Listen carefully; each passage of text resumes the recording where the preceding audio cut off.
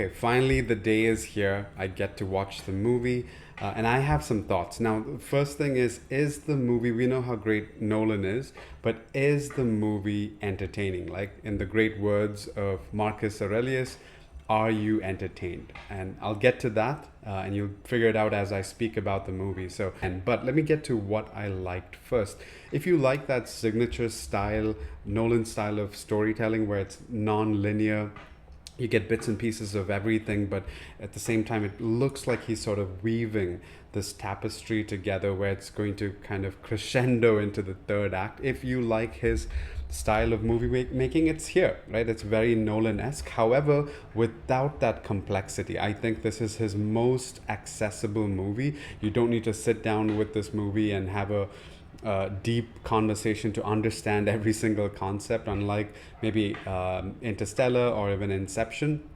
A lot of themes are very, very human, very universal, and I think he was going for that this time to make it accessible. So those are things that's really good. Of course, the movie overall, as expected, looks great in many ways.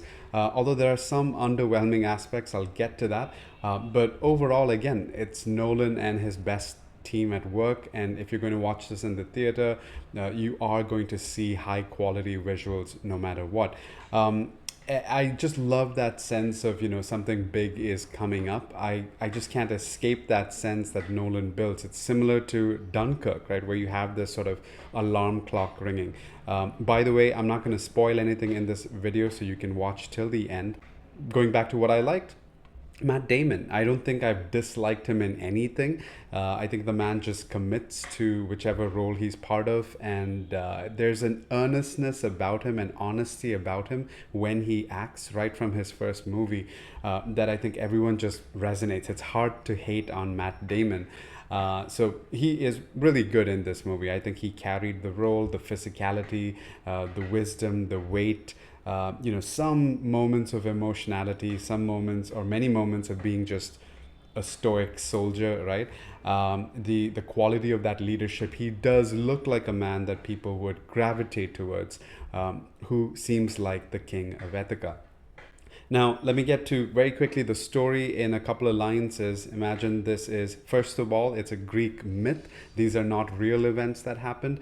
There is evidence of some kind of war like the Trojan War, but even Helen, for that matter, seems to be a mythical character, right? We don't have clear evidence that the Trojan horse really happened or that Helen happened. It seems to be sort of this legend that's developed around perhaps a real battle of Trojan. Now, after the Trojan battle, where they either kidnapped Helen, right, from Sparta, and they're trying to get her back from Troy, and that's the battle.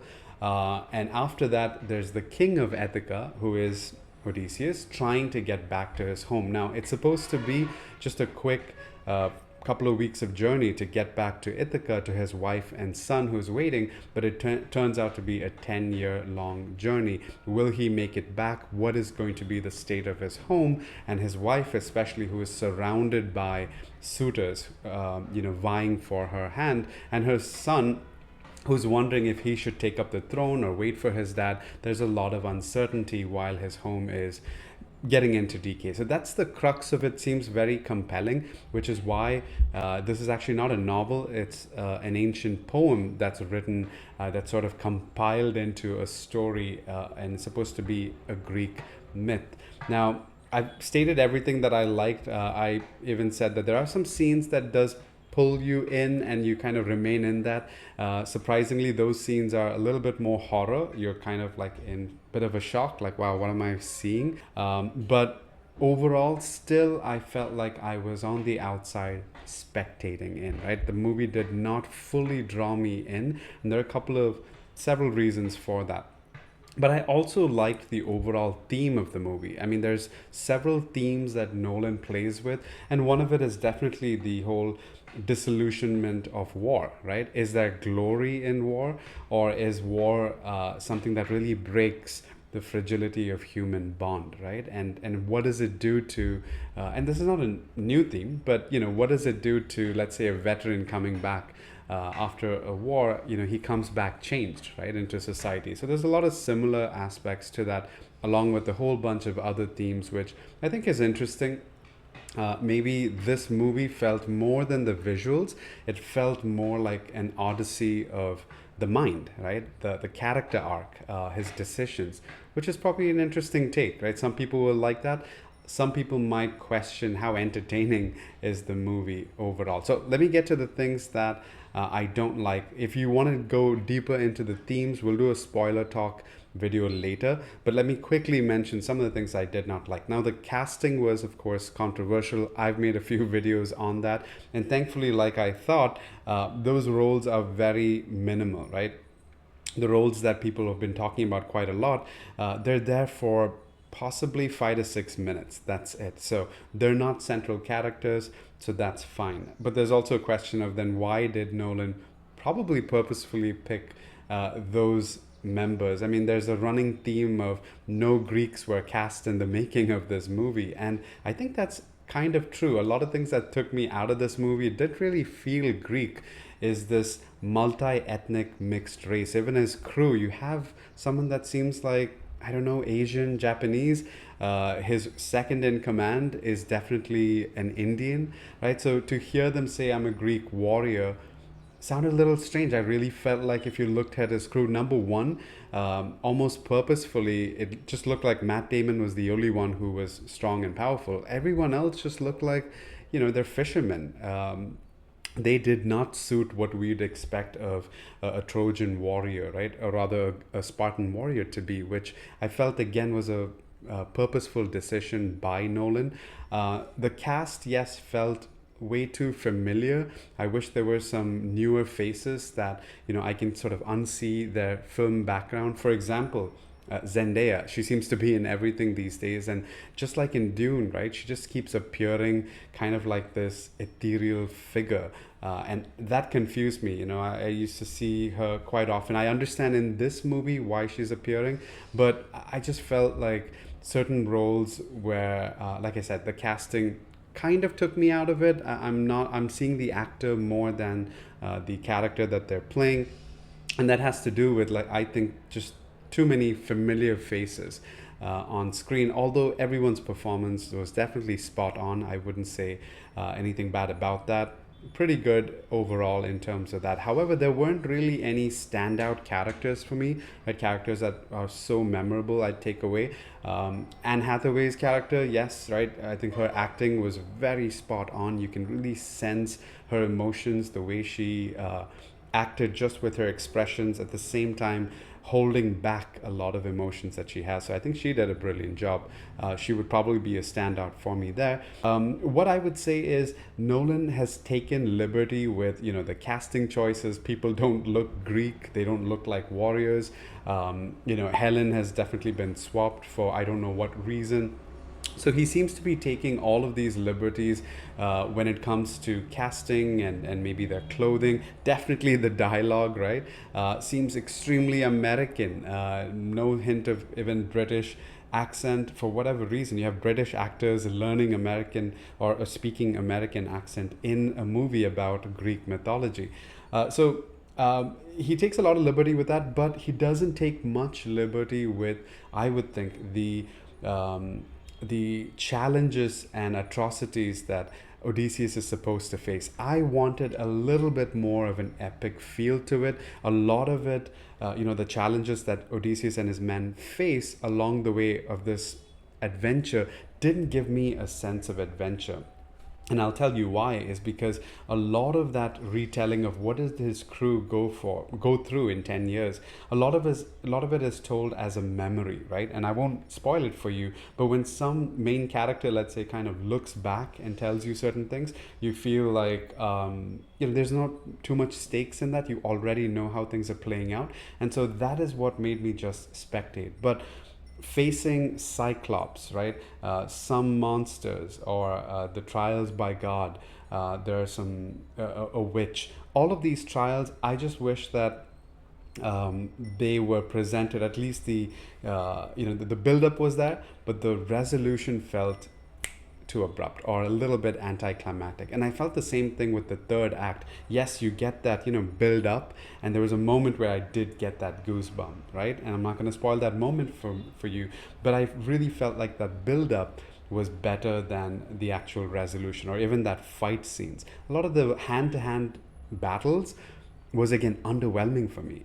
This movie reminded me a lot of Gladiator in many ways. Its theme, the main character for sure, the arch that he goes through, the arc that he goes through. But I enjoyed the Gladiator way better than this. I also enjoyed Durandar Part 1 more than this. And I say Durandar just because there's a point in the movie, especially the hand-to-hand battle or that final fight sequence where you feel like, okay, something is about to go down finally. It turns out to be very subtle, maybe too realistic, right? There's no battle scene that just makes you go, whoa, right? Like, wow, I haven't seen that. Everything is just, all the battles, in fact, just seemed too realistic. It's just hand to hand, a lot of cuts here and there. You don't really see what is happening. So I felt the final battle, of course, so the final fight scene was anticlimactic. The build up was far better. Now, when it comes to music, also, you don't find any musicality in this. I don't know why he went for that decision. There's a lot of sounds, a lot of like scraping sounds, drum beats to an excess. But you never hear a soundtrack, right? Something like even today you can play the soundtrack of Gladiator and you can remember it, right? So I feel I missed someone like a Hans Zimmer on this movie. It did miss a music or a rousing tone or melody that I can take away with me or sort of rings in my head.